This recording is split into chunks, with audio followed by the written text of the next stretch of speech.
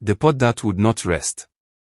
If anyone had told Mrs. Eleanor Hart that her own daughter would become the reason her life ended in terror, so terrifying that her jaw would refuse to settle even in death, she would have spat in the dust and ordered them to kneel and apologize. But on the Tuesday it happened, even the wind felt like it was holding its breath. That morning began the way mornings always began in Ridge, a quiet settlement where the roads were clay-brown, the roofs were rust-red, and chickens believed they owned the world.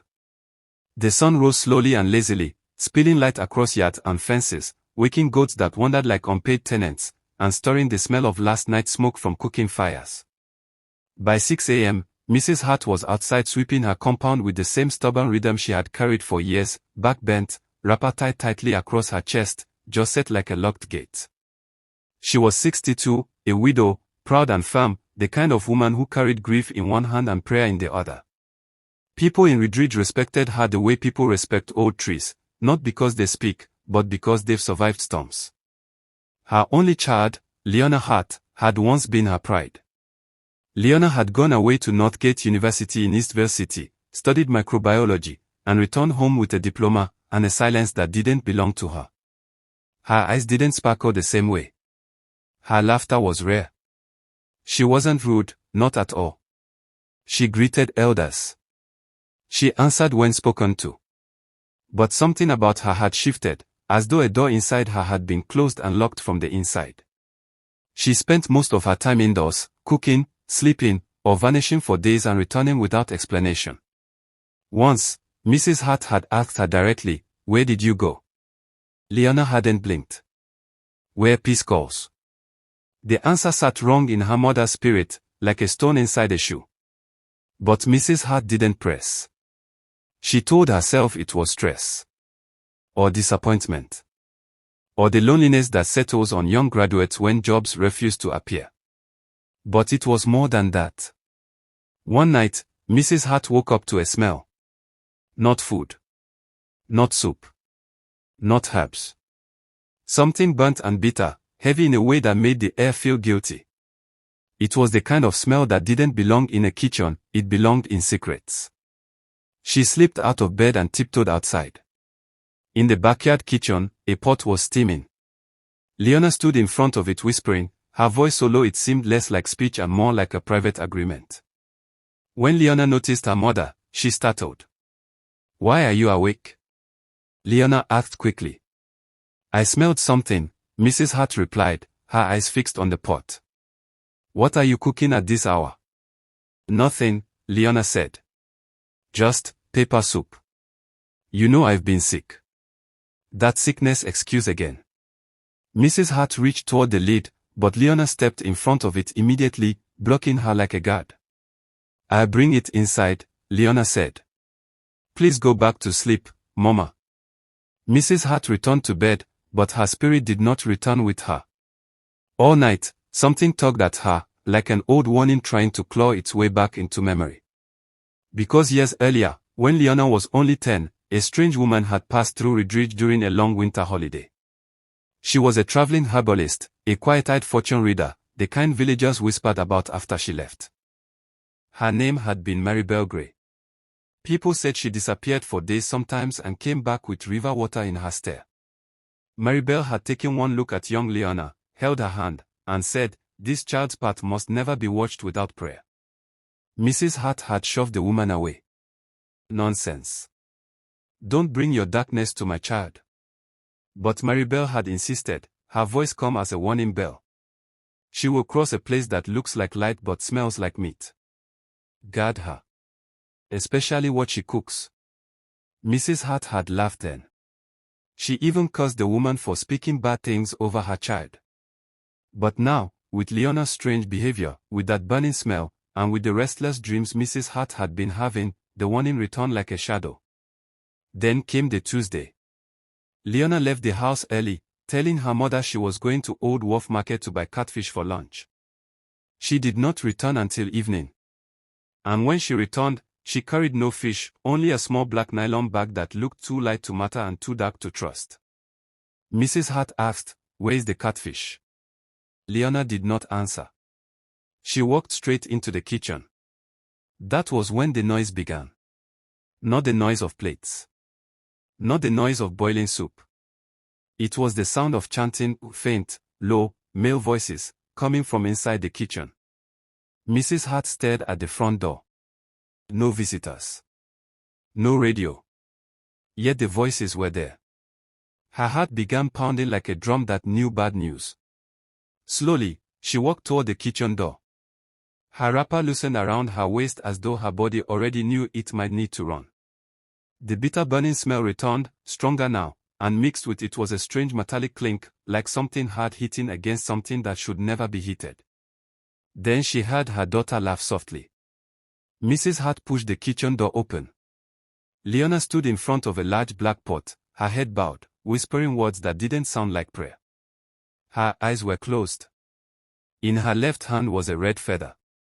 In her right hand, she stirred. Mrs. Hart stepped closer. What she saw inside the pot stopped her entire body. Not food. Not herbs. Not fish. Something that looked like human teeth. Something else, dark and small, curled in a way that made her stomach flip with horror. Mrs. Hart tried to speak. She tried to run. But her feet betrayed her. Leona looked up slowly and smiled, soft and calm, like someone being caught doing laundry instead of something unholy. "Mama," she said gently, "you weren't supposed to see this." Mrs. Hart's mouth opened, but no scream came out. No question. No cry. Her body simply folded, as if her heart had refused to continue carrying what her eyes had just witnessed. She collapsed at the doorway. Her eyes stayed wide. Her mouth stayed open. The kitchen fell silent except for the dying crackle of firewood and the thick, slow bubbling from the pot. Leona stood there blinking, still holding the red feather. "Why now?" she whispered. "Why did you come in, Mama?" It wasn't time. She knelt beside her mother's body and closed her eyes.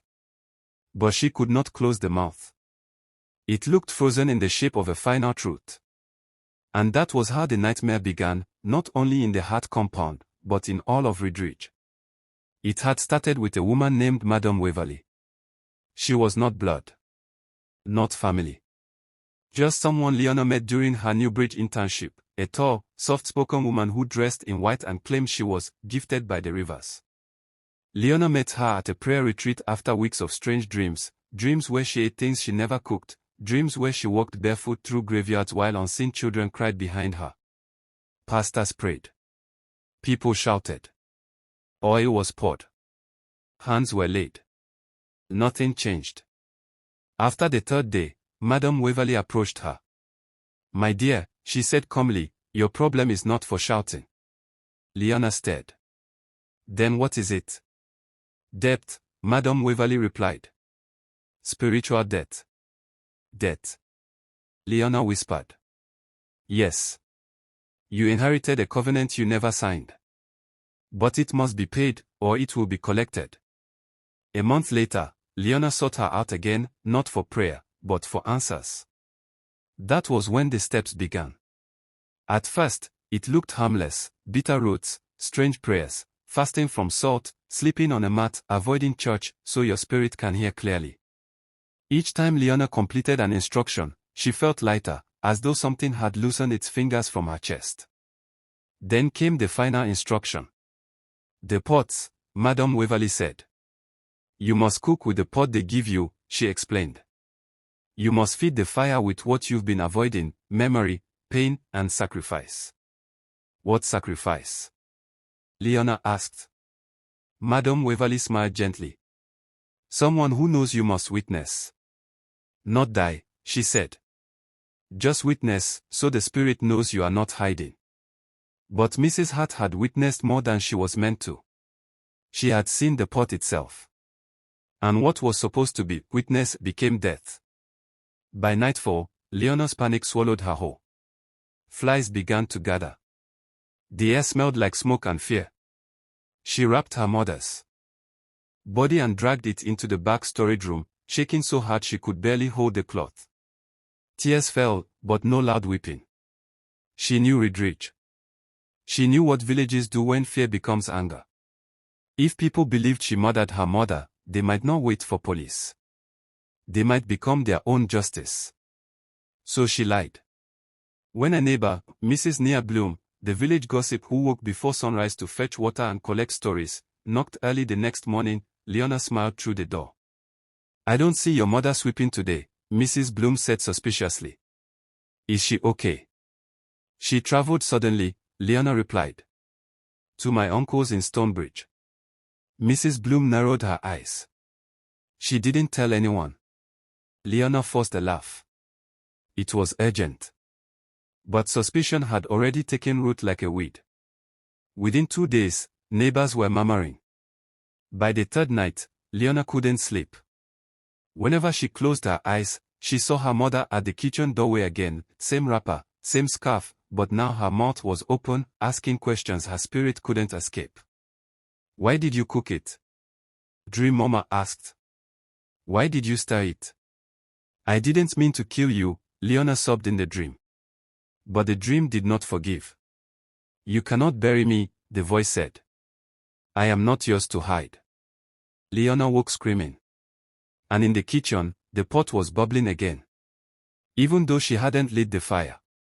On the 5th day, a knock came. Not Mrs. Bloom. This time it was Inspector Grant Crow from the local police unit, with 2 officers behind him. "We got a report," he said. "Mrs. Eleanor Hart is missing." Leona tried to smile. "She traveled to Stonebridge." "Which part?" the inspector asked. "Riverside District," Leona said quickly. Inspector Crow's eyes hardened. "We called. Your uncle said she never arrived." Silence. Leona's hand began to shake. "We need to search," the inspector said. They searched the bedrooms, the living room, the store. They did not open the back room. Not yet. Then they moved toward the kitchen. One officer paused at the pot. "What is that smell?" Leona rushed forward. "Local medicine. I've been sick." He lifted the lid slightly. Inside was dark liquid with floating leaves. Leona had removed the worst evidence the night before. The officer closed the lid. They left. But outside, Inspector Crow saw something that made him stop. A small bird lying dead beside the kitchen window. Mouth open, eyes fixed. He looked back at the house. "Something isn't right here," he murmured. He decided they would return. Unannounced. Days passed.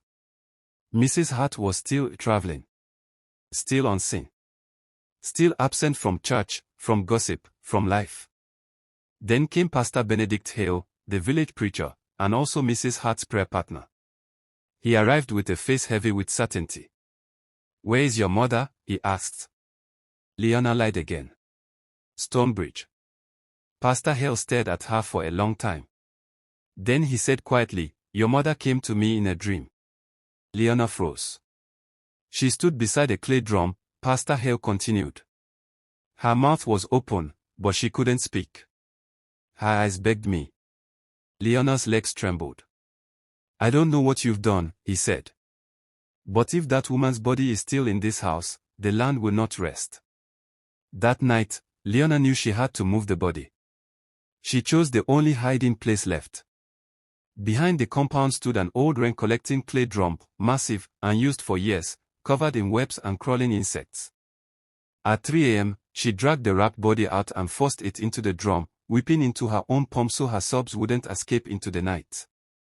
Then she covered the drum with dry leaves and lit a kerosene stove nearby, cooking spicy soup to mask the smell. But the earth had already noticed. Soon the drum began to speak. It started as a whisper. "Hola," the voice called, using an old childhood nickname nobody used anymore. Leona dropped her bucket and ran. But the voice followed her, into the house, into her dreams, into the silence between her breaths. What Leona didn't know was that Madame Waverly wasn't a prophet or healer. She was a vessel. A trap. A doorway. Decades earlier, in the 1960s, elders from Willowmere had tried to silence an old river goddess by destroying a hidden shrine after too many young women began disappearing. But the spirit didn't die. It moved. it learned. It began choosing desperate young women seeking help, offering them power, protection, answers.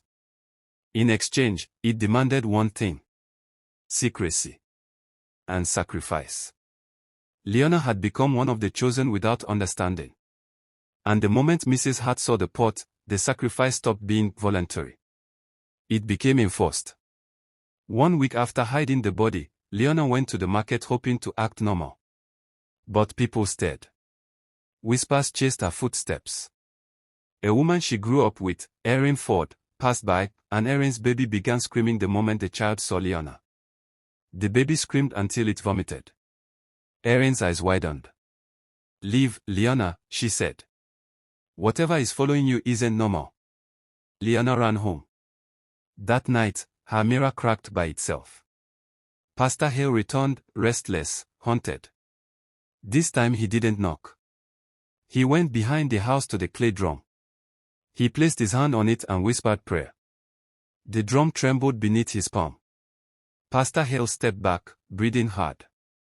Then he saw it. A thread of white cloth peeking from beneath the lid.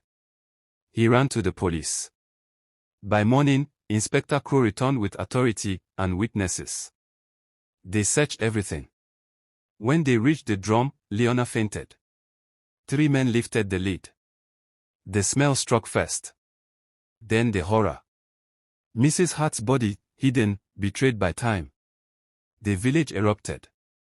Screams. Wailing. Crosses drawn in the air. Leona was dragged into the police van, crying. "I didn't mean to kill her. She saw what she shouldn't have seen. You don't understand." But nobody listened. Ridridge had seen enough. And Pastor Hale stood silent, because he knew something deeper was still moving. 2 days after the arrest, police sealed the compound. One officer stepped into the kitchen. The black pot was still there. Still bubbling. No fire beneath it. He lifted the lid. Nothing inside. But a voice whispered through the steam. "She gave me a witness. Now I will find another cook." In the prison cell, Leona sat cold and broken. They took her clothes, her dignity, her name. But the pot still followed her.